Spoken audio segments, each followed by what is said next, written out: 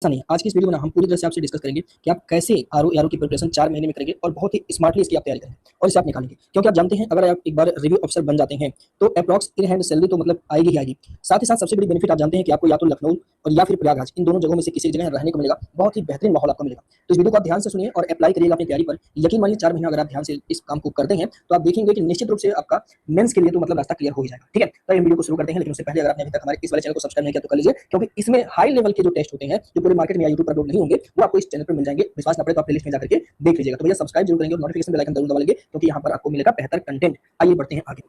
तो अगर हम इस जॉब की बात करें तो चलिए जॉब के बारे में थोड़ा बहुत कुछ जान ही लेते हैं। आखिर में क्या होते हैं समीक्षा अधिकारी और क्या होते हैं सहायक समीक्षा अधिकारी। दरअसल इनका काम ही है चीजों को रिव्यू करना, फाइलों को रिव्यू करना, आदेश सजेशन जितनी भी चीजें होती हैं उन सभी का रिव्यू करना, चेक करना इनका काम होता है। मतलब इनका टोटल काम ऑफिशियली वर्क होता है। वर्क प्रेशर इन पर ज्यादा नहीं होता बहुत ज्यादा, लेकिन हाँ इतना जरूर होता है कि भाई ये काम तो करना पड़ेगा। ठीक है, आखिर में कहाँ पर होते हैं? अगर आप मान लीजिए यूपीपीएससी से सिलेक्ट होते हैं, यूपीपीएससी जो कि निकाल रहा है आरओ और एआरओ का, अगर आप इससे सिलेक्ट होते हैं तो क्या होता है, एक और आता है जिसका नाम है इलाहाबाद हाई कोर्ट। ये भी निकालता है दोस्तों आरओ और एआरओ का। ठीक है, एक और होता है यूपी में जो निकालता है, वह हमारे होते हैं जो हमारा विधानसभा होता है, विधान परिषद होता है, जो स्टेट लेजिस्लेटिव असेंबली होता है या स्टेट लेजिस्लेटिव काउंसिल होता है। ये दोनों लोग भी निकालते हैं आरओ और एआरओ। तो इन तीनों में अंतर क्या होता है? देखना, इन तीनों में अंतर ये होता है दोस्तों, अगर आप इलाहाबाद हाई कोर्ट से जाते हैं तो आप निश्चित रूप से इलाहाबाद हाई कोर्ट में ही रहेंगे। ठीक है, और अगर आप विधानसभा या विधान परिषद से जाएंगे तो आप वही रहेंगे। लेकिन अगर आप यूपीपीएससी से आरओ बनेंगे, जिसका भी वैकेंसी आया हुआ है, तो आपको 4 जगहों पर भेजा जाता है। एक तो यूपी सेक्रेटरिएट डिपार्टमेंट होता है, यहाँ पे मंत्रालय से रिलेटेड सारे काम होते हैं। एक तो जो यूपीपीएससी प्रयागराज में है वहां पर आपको समीक्षा अधिकारी बनाया जाएगा।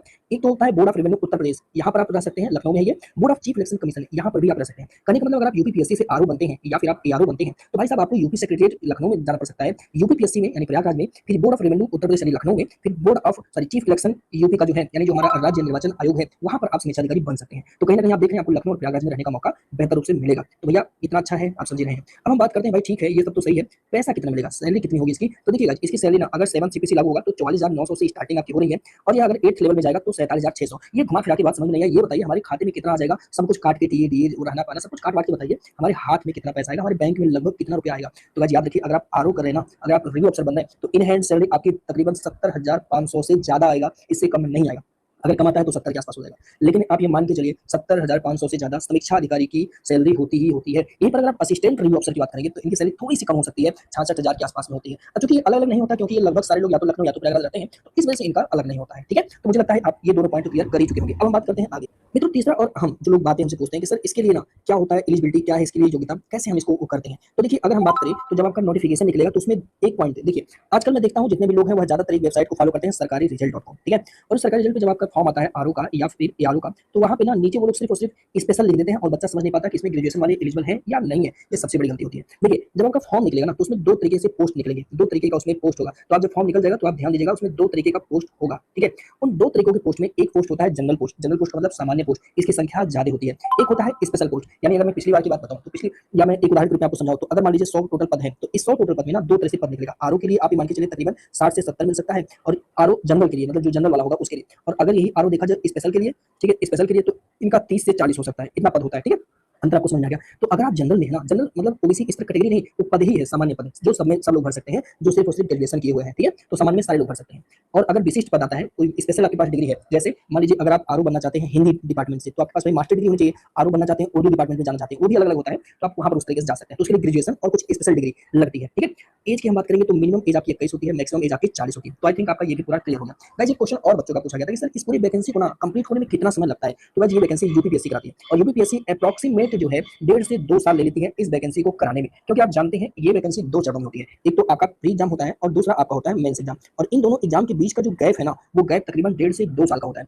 तो आप ये मान के चलिए कि अगर आप यूपीपीएससी का अक्टूबर में आ जाता है, ठीक है, तो वह आपका अगले अक्टूबर या नवंबर दिसंबर तक फाइनल होगा। ठीक है, मतलब 2025 तक आ सकता है, उसमें कोई संदेह नहीं। तो 1.5 से 2 साल का समय लगता है, हालांकि इससे कम भी लग सकता है, वो गवर्नमेंट के ऊपर निर्भर करता है। सेकंड क्वेश्चन लोगों का ये बनता है कि सर प्रारंभिक परीक्षा के मार्क्स क्या मेंस में जुड़ते हैं? तो गाइस मैंने देखा है कि मेंस में प्रारंभिक परीक्षा के मार्क्स नहीं जुड़ते हैं, और सारे डिपार्टमेंट के लिए भी अलग अलग जो है मार्क्स होते हैं। मेंस का कट ऑफ यहाँ पर आपका काम करता है। ठीक है, अब देखिए अगला जो सबसे अहम मुद्दा होता है वह होता है कि इसकी सिलेबस क्या है और इसे हम कैसे तैयार करेंगे। तो आइए हम बढ़ते हैं अपने अगले मुद्दे की तरफ। दोस्तों आपके मन में ना बहुत सारी बातें बन रही होंगी। सो गाइस मैं इस वीडियो में आपसे डिस्कस करूंगा कि आखिर में सिलेबस में कौन-कौन से पॉइंटें लिखी हुई हैं। लेकिन उससे पहले थोड़ा सा हम डिस्कस करते हैं कि एग्जाम तो आप जानते ही हैं हालांकि इस बात ठीक है, बात क्या है जैसे एग्जाम पैटर्न में आप जानते हैं, आपका प्रीलिम्स एग्जाम होता है जो कि कितने मार्क्स का होता है 200 मार्क्स का होता है। फिर आपका मेंस एग्जाम वो कितने मार्क्स का होता है 400 मार्क्स का होता है। सो गाइस प्रीलिम्स एग्जाम की अगर हम बात करते हैं तो प्रीलिम्स एग्जाम में आपके 2 पेपर होते हैं। एक तो जीएस पेपर 1 और एक होता है हिंदी का पेपर। जीएस पेपर 1 में इन लोगों ने क्या-क्या लिखा हुआ है? सामान्य विज्ञान, भारत का इतिहास, भारतीय राष्ट्रीय आंदोलन, भारतीय राजतंत्र, अर्थव्यवस्था और संस्कृति, भारतीय कृषि, वाणिज्य एवं व्यापार, जनसंख्या, पर्यावरण, नगरीकरण, भारत एवं विश्व का भूगोल और प्राकृतिक संसाधन, राष्ट्रीय व अंतर्राष्ट्रीय घटनाएं, सामान्य बौद्धिक क्षमता, उत्तर प्रदेश की शिक्षा, संस्कृति, कृषि, उद्योग, परिवहन, व्यापार, रहन-सहन ये ऑफिशियल हो गया। हिंदी आपका 60 क्वेश्चन का आता है, विलोम शब्द होता है, वाक्यों वर्तनी, अनेक शब्दों के लिए एक शब्द, तद्भव, तत्सम, विशेष, विशेषण और पर्यायवाची। तो कुल मिला-जुला करके आपने देखा कि यहाँ पे 200 अंक आता है आपके प्रारंभिक परीक्षा में। सेकंड बात ये होता है कि सर क्या इसमें माइनस मार्किंग होगी? तो हाँ, गाइस ये दोनों जो परीक्षा होते हैं वो एक ही दिन होता है। एक तो आपका सुबह में जीएस का पेपर होगा और शाम में आपका हिंदी का पेपर होगा, ठीक है? एक ही दिन होगा। और हाँ, इसमें माइनस मार्किंग है 0.33 यानी 1/3 यहाँ पर माइनस मार्किंग है, तो आपको बहुत ध्यान से देखना होगा। अगर हम कट ऑफ की बात करें जो सबसे ज़्यादा लोग मानते हैं सर कितना तक जाता है इसका कट ऑफ? तो देखिए अगर आपको प्रारंभिक परीक्षा निकाल के मेंस में एंट्री करना है तो आप ये मान के चलिए आपका जो कट ऑफ होता है वो 125 से 135 के बीच में जा सकता है। यहीं पर मेंस की बात करें तो 400 में 250 से 270 तक जाता है। अब हम थोड़ी-सी बात आपसे ये करेंगे कि आखिर में प्रीलिम्स में क्वेश्चन कहाँ-कहाँ से कितने-कितने आते हैं। गाइस ये जो दिया हुआ पॉइंट ना ये है एक्सपेक्टेड क्वेश्चन का। जैसा कि आप जानते हैं अगर हम सबसे पहले बड़े-बड़े मुद्दों की बात करें तो आप देखिए यहाँ 25 प्रश्न सीधे आपका करंट अफेयर से आता है। फिर उसके बाद आप देखेंगे 25 प्रश्न आपके भूगोल सेशन से आता है। फिर आप देखेंगे 22 प्रश्न यहाँ पे इतिहास सेशन से आता है। ये तीनों बहुत ही इंपॉर्टेंट है गाइस। इसके बाद अगर आप देखेंगे तो उत्तर प्रदेश विशेष से 15 क्वेश्चन आता है। सामान्य विज्ञान से ये आपके 15 क्वेश्चन आता है। फिर इस तरह से पर्यावरण से आपका 15 क्वेश्चन आता है। फिर संविधान से 12 क्वेश्चन, फिर अर्थव्यवस्था से 10 क्वेश्चन। आप इसका स्क्रीनशॉट ले लीजिए क्योंकि हमें सिलेक्शन लेना है, हमें 200 में 200 नहीं चाहिए, 200 में हमें 135 से 140 चाहिए ताकि हमारा प्रीलिम्स निकल जाए। तो गाइस हमने आपसे डिस्कस कर लिया कि इस सिलेबस का, प्री का सिलेबस क्या है, ठीक है? उस पर हमने डिस्कस किया। मेंस के सिलेबस को हम लोग आगे डिस्कस करेंगे मेंस वाले एग्जाम में। अब हम डिस्कस करते हैं कि आखिर हम 4 महीने में इतने बड़े सिलेबस को कैसे पूरा करेंगे।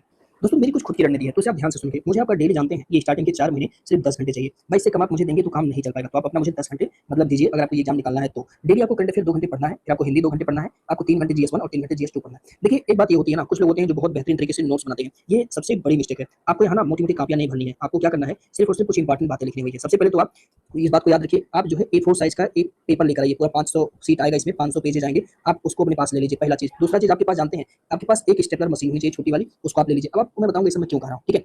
अब सुनिए मेरी बात को ध्यान से। आपको करना क्या है ना कि फिर इसके बाद ना सेकेंडरी अगर आप चाहें तो ठीक है। बाकी ये दोनों चीज़ तो आपके पास निश्चित रूप से होनी चाहिए। एक तो 500 सीट का A4 साइज का पेपर जो व्हाइट वाला आता है पेपर वो, ठीक है? और आपके पास एक स्टेपलर होनी चाहिए। अब आपको देखिए ध्यान से समझिए मेरी बात को। देखिए अगर आप ना मान लीजिए हिस्ट्री स्टार्ट करते हैं, ठीक है? तो आप क्या करते हैं हिस्ट्री मान लीजिए स्टार्ट करते हैं तो अपना आप एक टारगेट फिक्स करिए। मान लीजिए आपने सोच लिया कि मैं पूरे 1 सप्ताह यानी 7 दिन तक इतिहास पढ़ूंगा। तो आपने क्या करो सबसे पहले आज ही पूरे सप्ताह के लिए सेट कर लेना कि एक-एक चैप्टर डेली पढ़ोगे। 10 चैप्टर नहीं, 1 चैप्टर पढ़ोगे। मान लीजिए आपने पढ़ लिया कि भाई हमको सिंधु घाटी सभ्यता आज पढ़ लेनी है। फिर हमको क्या करनी है वैदिक काल पढ़ लेनी है। वैदिक काल अगर बड़ा है 2 दिन में लेकर जाएंगे। फिर उसके बाद हम लोग क्या करेंगे महाजनपद काल पढ़ लेंगे। फिर हम लोग बौद्ध धर्म पढ़ेंगे, जैन धर्म। कहने का मतलब ना वीकली प्लान आप बना लो, ठीक है? उसी A4 सीट पर एक सीट पर आप पूरे सप्ताह के लिए प्लान बना लो कि मैं आने वाले 1 सप्ताह तक ये चीज़ें पढ़ूंगा या फिर पढ़ूंगी, ठीक है? और कहीं और नहीं, उसी A4 साइज पर आगे चल के आप लिखें, जो आपको समझ में ना आए सिर्फ वही बिंदु आप लिखते चले जाएं, ठीक है?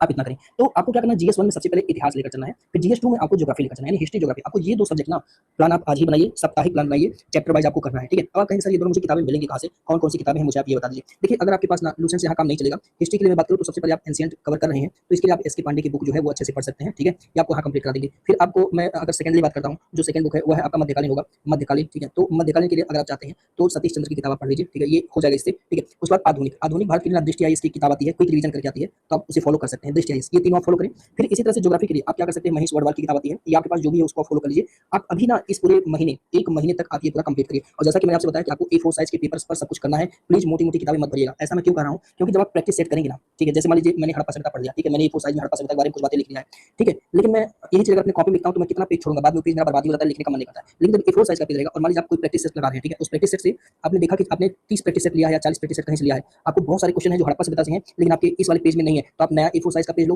वहाँ पे इस पॉइंट को लिख सकते हो और फिर लाकर के इसको यहाँ पे लगा सकते हो। बाद में स्टेपलर मार लेना, एग्जाम के 15 दिन पहले इनको बार-बार आप रिवीजन करके चले जाना।